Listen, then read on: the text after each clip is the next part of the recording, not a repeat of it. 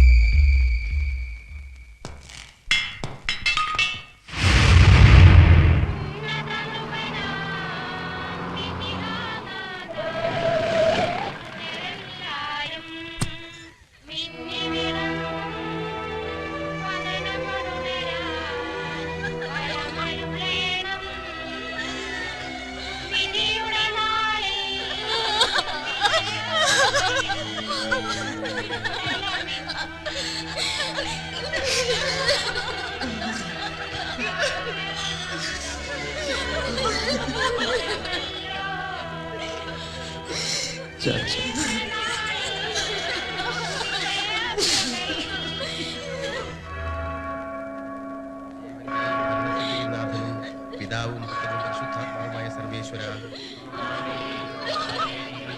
സകലത്തിന്റെയും നാഥനായ ദൈവം തന്റെ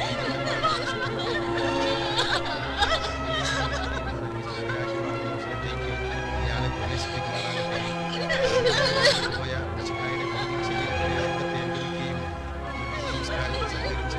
ഇയാളെ ബഹുമാനിക്കുകയും ചെയ്ത നിങ്ങളെല്ലാവരെയും ദൈവസമർത്ഥമായി അനുഗ്രഹിക്കുമാറാകട്ടെ. അവിടുത്തെ കൃപ നിരന്തരം നിങ്ങൾ വസിക്കുകയും അവിടുത്തെ കാരുണ്യം നിങ്ങൾ അനുഗ്രഹിക്കുകയും ചെയ്യട്ടെ. എപ്പോഴും എപ്പോഴും എന്നേക്കും.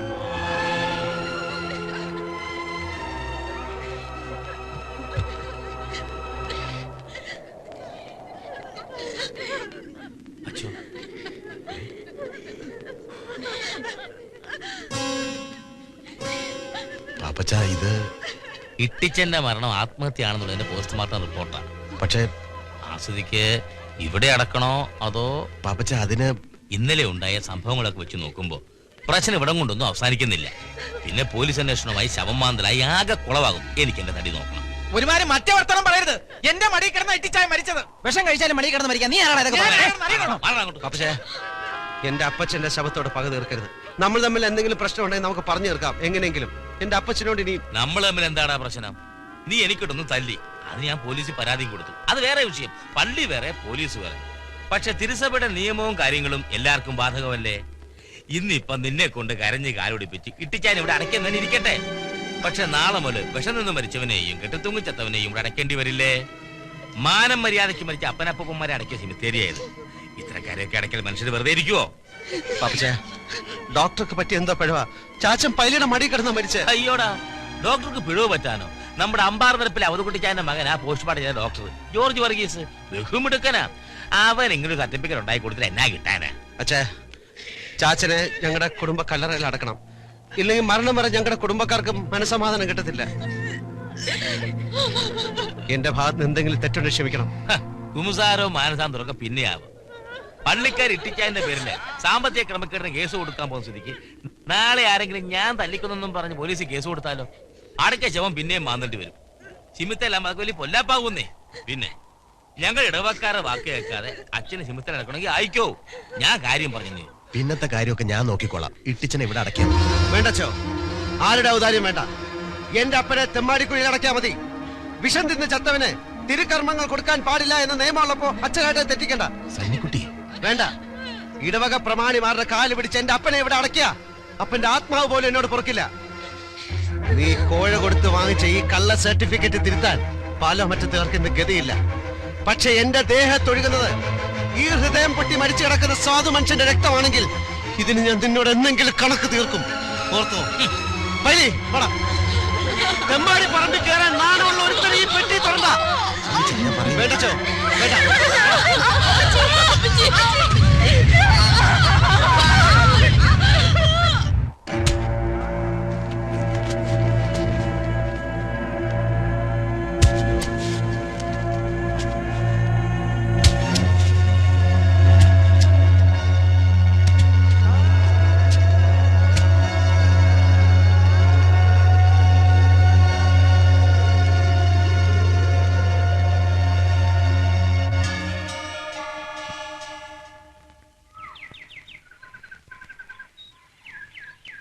പാലോമറ്റത്തെ ചാവടിയിൽ എൻ്റെ അമ്മച്ചി ദിവസങ്ങളോളം ജലപാനമില്ലാതെ കിടന്നു.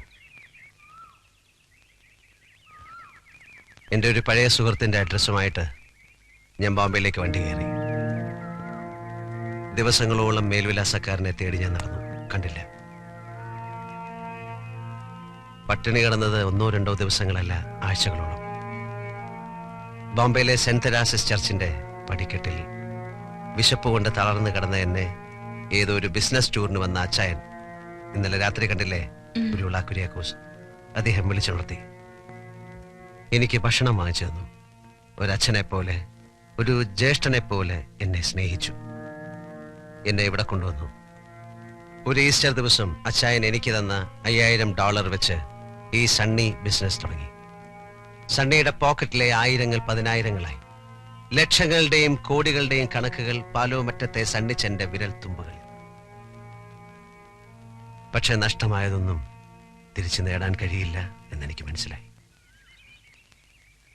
നാട്ടിൽ നിന്ന് വന്ന ആദ്യത്തെ കത്തിൽ നിന്ന് ഞാൻ അറിഞ്ഞു, മോളിക്കുട്ടി കന്യാസ്ത്രീയാകാൻ തീരുമാനിച്ചു.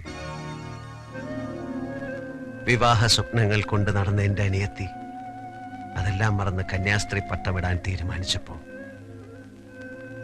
ഞാൻ തോറ്റു. നൊമ്പരങ്ങളെല്ലാം ഉള്ളിലൊതുക്കി ഞാൻ ഇന്നും ഉയരങ്ങൾ കീഴടക്കും. നാട്ടിലെ വീട്ടാക്കടങ്ങൾ മറന്നിട്ടല്ല, എന്റെ ചാച്ചനെ കൊന്ന പാപ്പച്ചനോട്, എന്റെ ചാച്ചന്റെ മരണം ആത്മഹത്യയാക്കി മാറ്റിയ ഡോക്ടറോട്, അതിനെല്ലാം ഒത്താശ പാടി എന്നെ ലോക്കപ്പിലിട്ട് ഇടിച്ച SIയോട്. വീട്ടാ, ഇന്നെനിക്ക് നിസ്സാരമായി വീട്ടാ. പക്ഷെ എനിക്ക് ഒരു വിലങ്ങ് കാത്തിരിപ്പുണ്ടാവും. ഇനി അതുകൂടി കാണാൻ എൻ്റെ അമ്മച്ചിക്ക് ത്രാണി ഉണ്ടാവില്ല. പിന്നെ സാന്ദ്ര, നിനക്ക് വേണ്ടിയും ഞാൻ ഈ കടങ്ങളൊക്കെ അവധിക്ക് വയ്ക്കുന്നു. സണിച്ചായ, ഞാനിവിടെ ഇറങ്ങിക്കോളാം.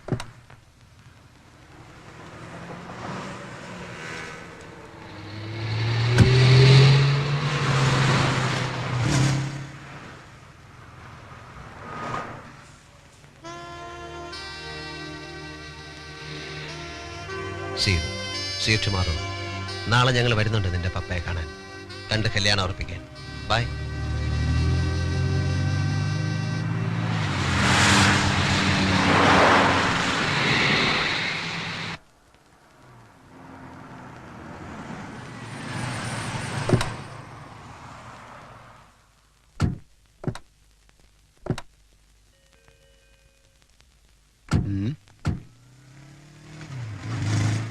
നമസ്കാരം. ജോൺ വാളൂക്കാരൻ? അതെ, ഞാൻ തന്നെ. വരൂ. വരൂ.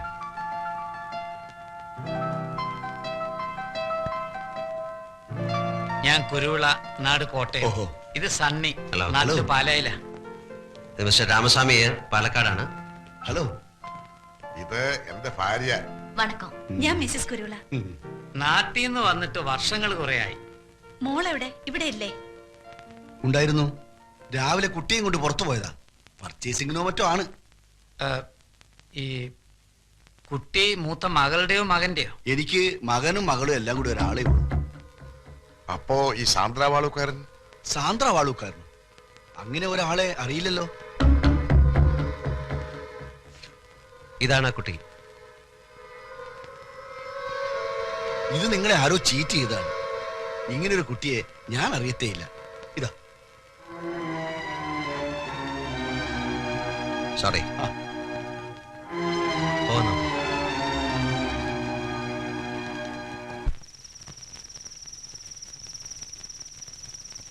നമുക്ക് നാളെ കൂടി ഒന്ന് അന്വേഷിക്കാം.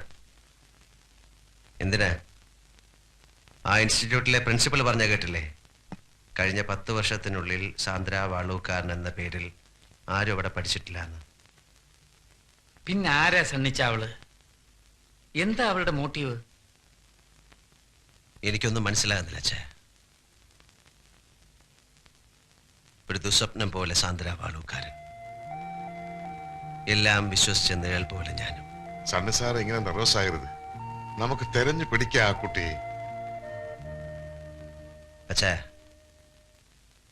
പെണ്ണിന്റെ ഏട്ടത്തി ഈ അടുത്ത കാലത്ത് ഒരു ചൈനക്കാരൻ്റെ കൂടെ ഒളിച്ചോടിപ്പോയി. അതറിഞ്ഞപ്പോ നമ്മൾ ഈ ബന്ധം വേണ്ടാന്ന് വെച്ചു. അമ്മച്ചിയെ വിളിച്ച് അങ്ങനെ പറഞ്ഞേക്ക്.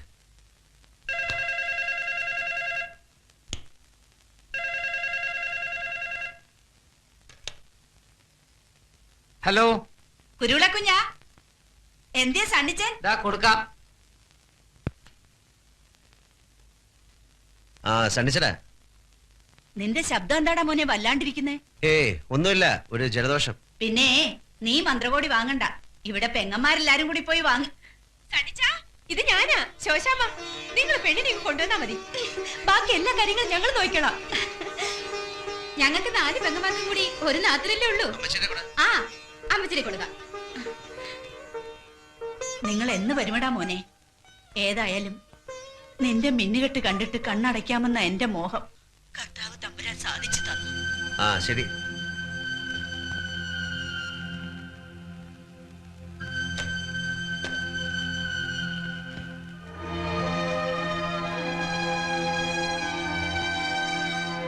നാട്ടി വന്ന് മണവാട്ടി വേഷം കിട്ടാൻ വാടകയ്ക്ക് ആരെങ്കിലും കിട്ടും ഇവിടെ? ഇത് എന്തു വേണമെങ്കിലും കൊടുക്കാം, എന്തും. നാട്ടിലെ കല്യാണം കാണാൻ നാളുകൾ എണ്ണി കഴിയുന്നവരുടെ മുമ്പിൽ മിന്നു കെട്ടാനൊന്ന് നിന്ന് നിന്നാ മതി.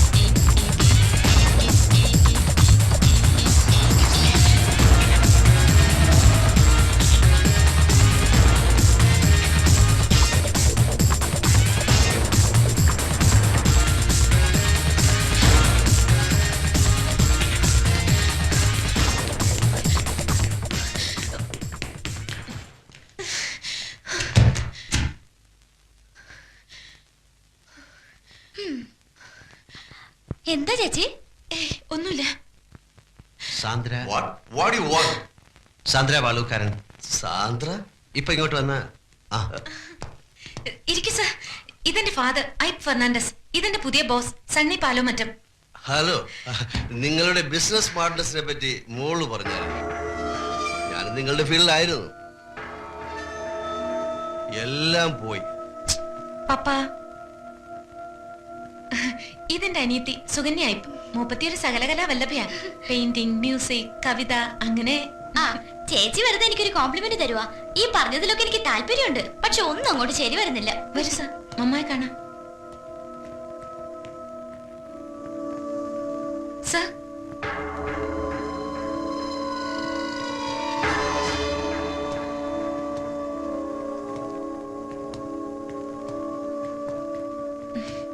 മമ്മ, ഞാൻ പറഞ്ഞിട്ടില്ലേ എന്റെ പുതിയ ബോസിന്റെ കാര്യം? ഇദ്ദേഹം. ഞങ്ങൾ ഈ വഴി വന്നപ്പോ വെറുതെ ഇവിടെ ഒന്ന് കയറാന്ന് വെച്ചു. മലയാളികൾ വീട്ടിൽ വരുന്നത് മമ്മയ്ക്ക് വലിയ ഇഷ്ടാ. മരിക്കും മുമ്പ് നാട്ടിൽ പോണെന്നുള്ളതാ മമ്മയുടെ മോഹം. ഇവിടെയുള്ള എല്ലാവരും മോഹങ്ങളുടെയും സ്വപ്നങ്ങളുടെയും കാര്യത്തിൽ വലിയ സമ്പന്നരാ. വാ.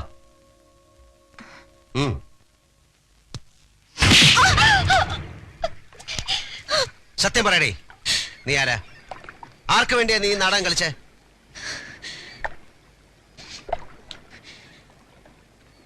ഞാൻ അലീന അയ്യപ്പ്, സിംഗപ്പൂർ നഗരത്തിലെ കോൾ ഗേളുകളിൽ ഒരുവൾ. ബിസിനസ് മാഗ്നറ്റുകളുടെ കിടക്ക പങ്കിട്ട് കോടികളുടെ രഹസ്യം എതിരാളികൾക്ക് ചോർത്തി കൊടുക്കുന്ന സ്പൈകൾ. ഒറ്റ കൊടുക്കുന്നവരോട് അടുക്കാറില്ല. മനസ്സുകൊണ്ട് ഇവിടെ എന്നോ എപ്പോഴോ അടുത്തുപോയി.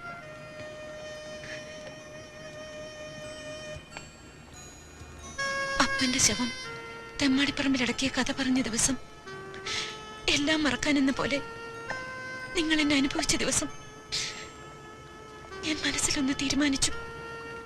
നിങ്ങളെ എനിക്ക് ചതിക്കാനാവില്ലെന്ന്. എന്റെ ബിസിനസ് രഹസ്യങ്ങൾ ചോർത്താൻ ആരാ നിന്നെ ഏൽപ്പിച്ചത്? മുഹമ്മദ് അലിയും അയാളുടെ ബോസ് ചൈനക്കാരനും ചേർന്ന് എനിക്ക് $50,000 ഓഫർ ചെയ്തു. സീസൈറ്റിലെ 5 സ്റ്റാർ ഹോട്ടലിന് നിങ്ങൾ കൊടുക്കുന്ന ടെൻഡർ എമൗണ്ട് ചോർത്തി കൊടുക്കുന്നതിന് പ്രതിഫലമായി 25,000 ഞാൻ അഡ്വാൻസ് ആയി വാങ്ങി. നിങ്ങൾ കൊടുക്കാൻ പോകുന്ന ടെൻഡർ എമൗണ്ട് എത്രയാണെന്നും ഞാൻ അറിഞ്ഞു. പക്ഷെ നിങ്ങളെ എനിക്ക് ഒറ്റ കൊടുക്കാൻ കഴിഞ്ഞില്ല. ഒറ്റ കൊടുക്കാൻ വന്ന നീ എന്തിനെ വെറുതെ മോഹിപ്പിച്ചു? വെളുപ്പാങ്കാലത്ത് കണക്ക് പറഞ്ഞ് കാശ് വാങ്ങിക്കുന്ന ആർത്തി പിടിച്ച വേശ്യായിരുന്നു. നിനക്കെന്നെ ചതിക്കാമായിരുന്നില്ലേ?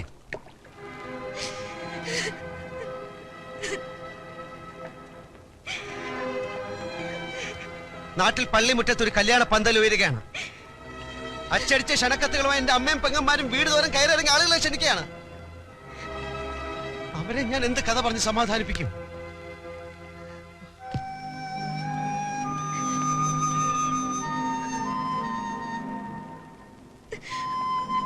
സോറി. നിങ്ങൾ കല്യാണം തീരുമാനിച്ച രാത്രി ഞാൻ എല്ലാ സത്യവും പറയാമെന്ന് വിചാരിച്ചതാണ്. പക്ഷേ അന്ന് ഞാനും വ്യാമോഹത്തിന്റെ ഒരു സുന്ദര സ്വപ്നം കണ്ടുപോയി. പൂത്തലപ്പാവും കല്യാണ ബൊക്കയും പിടിച്ച് പാലമറ്റത്തെ പടി കയറി വരുന്ന ഒരു പെണ്ണിന്റെ രൂപം. വെറുതെയാണെന്ന് അറിഞ്ഞുകൊണ്ട് തന്നെ ഒരു കോൾഗേളിന്റെ പകൽ സ്വപ്നം. നിനക്കൊരു സ്വപ്നം പോലെ മറക്കാം. സക്സസ് ആകാതെ പോയൊരു അറ്റംപ്റ്റ്. നിന്റെ കുമ്പസാരോ ഏറ്റുപറച്ചിലൊക്കെ കഴിഞ്ഞില്ലേ? നീ എന്റെ കുടുംബജീവിതം തകർത്തില്ലേ? ഇനി നിനക്ക് എന്ത് വേണം? കടന്നുപോ എന്റെ മുമ്പിൽ നിന്ന്.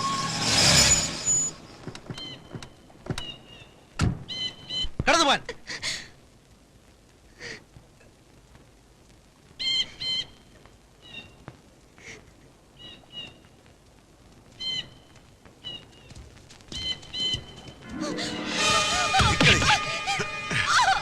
എവിടെയാണ് ഈ ടെൻഡർ എമൗണ്ട്?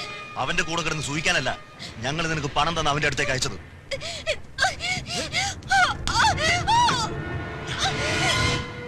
എത്രയാണ് ടെൻഡർ എമൗണ്ട്? പറയാൻ നീ പറയില്ലല്ലേ? നിന്നെ കൊണ്ട് ഞങ്ങൾ പറയിപ്പിച്ചോ?